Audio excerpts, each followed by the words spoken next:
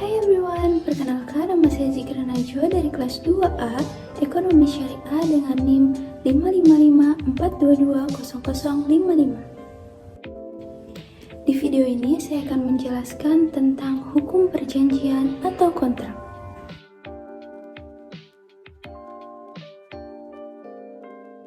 Pengertian pengaturan asas-asas dalam perjanjian hukum atau kontrak.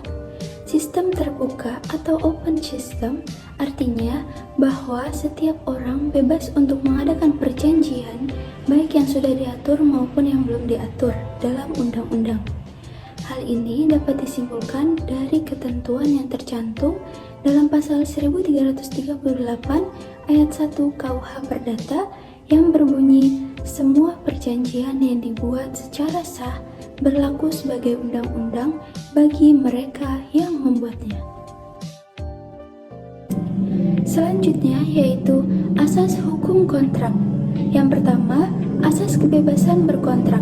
Asas kebebasan berkontrak dapat dianalisis dari ketentuan pasal 1338 ayat 1 KUH Perdata yang berbunyi, semua perjanjian yang dibuat secara sah berlaku sebagai undang-undang bagi mereka yang membuatnya. Asas kebebasan berkontrak adalah suatu asas yang memberikan kebebasan kepada para pihak untuk yang pertama, membuat atau tidak membuat perjanjian. Yang kedua, mengadakan perjanjian dengan siapapun. Yang ketiga, menentukan isi perjanjian, pelaksanaan, dan persyaratannya. Dan yang terakhir, menentukan bentuknya perjanjian, yaitu tertulis ataupun lisan. Yang kedua, yaitu asas konsensualisme. Asas konsensualisme dapat disimpulkan dalam pasal 1320 ayat 1 KUH Perdata. Dalam pasal itu ditentukan bahwa salah satu syarat sahnya perjanjian yaitu adanya kesepakatan kedua belah pihak. Asas konsensualisme merupakan asas yang menyatakan bahwa perjanjian pada umumnya tidak diadakan secara formal, tetapi cukup dengan adanya kesepakatan kedua belah pihak.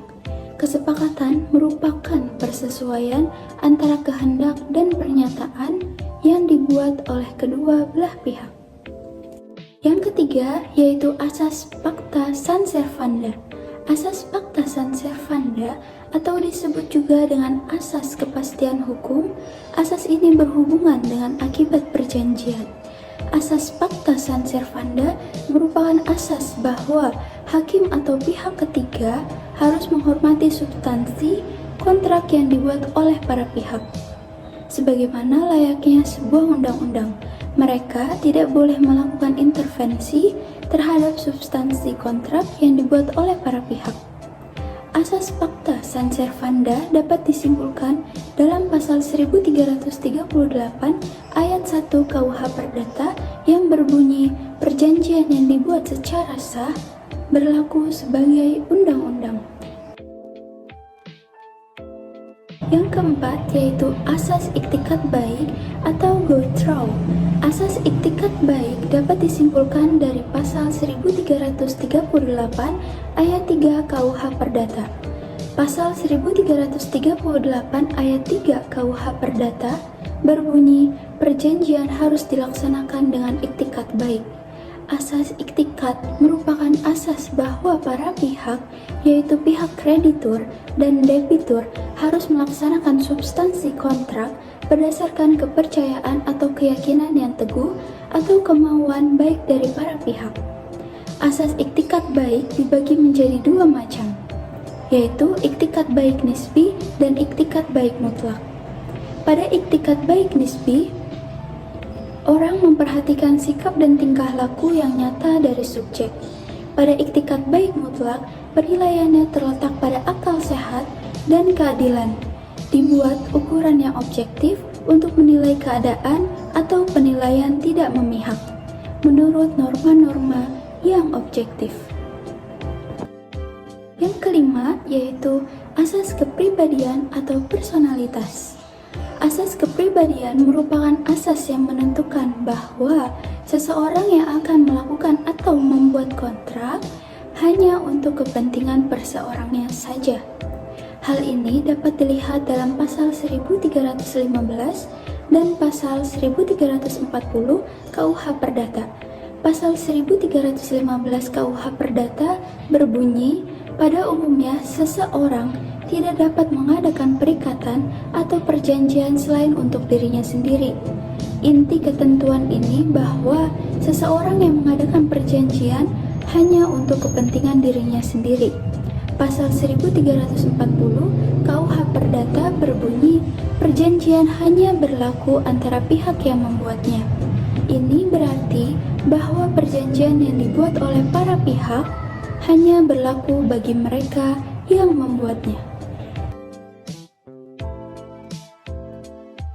Di samping kelima asas itu, di dalam Lokakarya Hukum Perikatan yang diselenggarakan oleh Badan Pembinaan Hukum Nasional, Departemen Kehakiman dari tanggal 17 sampai dengan tanggal 19 Desember 1985 telah berhasil dirumuskan 8 asas hukum perikatan nasional.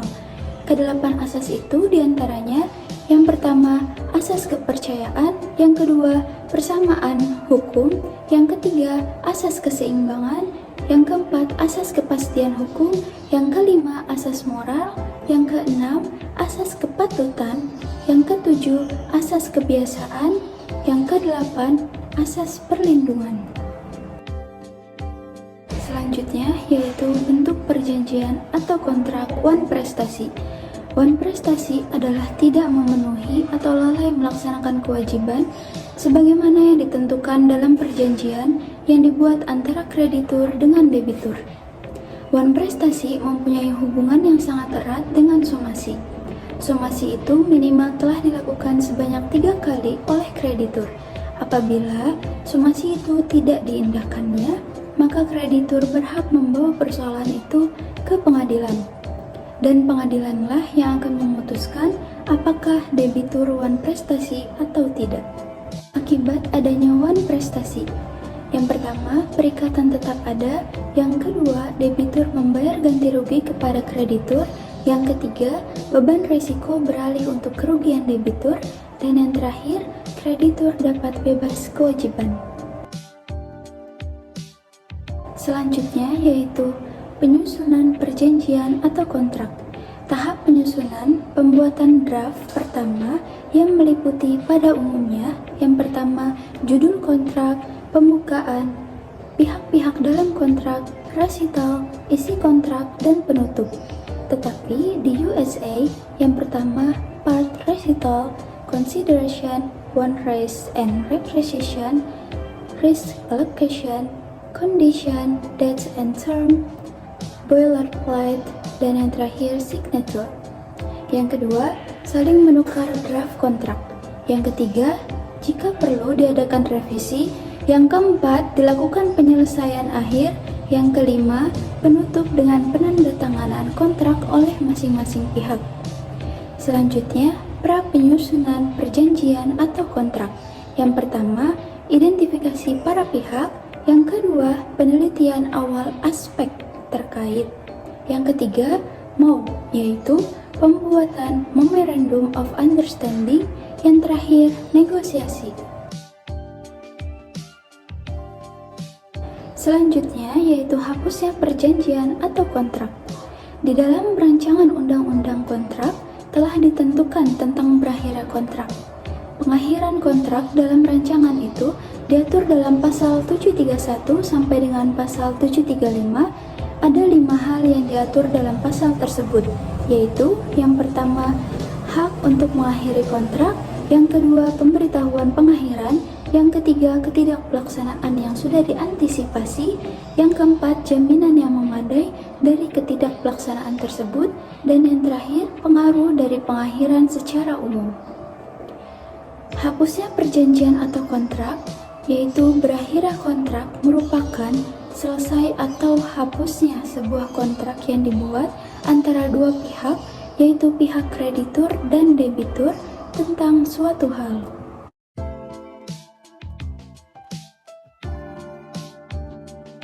Dalam praktik dikenal pula cara berakhirnya kontrak, yaitu yang pertama, jangka waktunya berakhir, yang kedua, dilaksanakan objek perjanjian, yang ketiga, kesepakatan kedua belah pihak, yang keempat, pemutusan kontrak secara sepihak oleh salah satu pihak, dan yang terakhir yaitu adanya putusan pengadilan. Berakhirnya kontrak dapat digolongkan menjadi 12 macam, yaitu dengan demikian dapat dikatakan bahwa berakhirnya kontrak dapat digolongkan menjadi 12 macam. Yang pertama, pembayaran. Yang kedua, novasi atau pembaruan utang. Yang ketiga, kompensasi. Yang keempat, konfusio atau pencampuran utang. Yang kelima, pembebasan utang. Yang keenam, kebatalan dan pembatalan.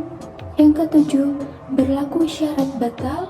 Yang kedelapan, jangka waktu kontrak telah berakhir. Yang kesembilan, dilaksanakan objek perjanjian. Yang kesepuluh, kesepakatan kedua belah pihak. Yang kesebelas, pemutusan kontrak secara sepihak oleh salah satu pihak. Dan yang terakhir yaitu adanya putusan pengadilan. Dari materi yang sudah saya bahas dapat disimpulkan bahwa perjanjian yang telah dibuat berdasarkan pasal 1320 KUH Perdata berlaku sebagai undang-undang bagi para pihak sebagaimana terdapat dalam pasal 1338 ayat 1 KUH Perdata. Namun, dalam prakteknya, kadang apa yang diperjanjikan tidak dilaksanakan oleh salah satu pihak atau disebut wan prestasi. Terjadinya wan prestasi mengakibatkan pihak lain atau lawan dari pihak yang wan prestasi dirugikan. Karena adanya kerugian oleh para pihak, maka pihak yang telah melakukan wan prestasi harus menanggung akibat dari tuntutan pihak lawan yang dapat berupa pembatalan perjanjian disertai tuntutan ganti rugi, pemenuhan perjanjian disertai tuntutan ganti rugi, atau menuntut pergantian kerugian saja.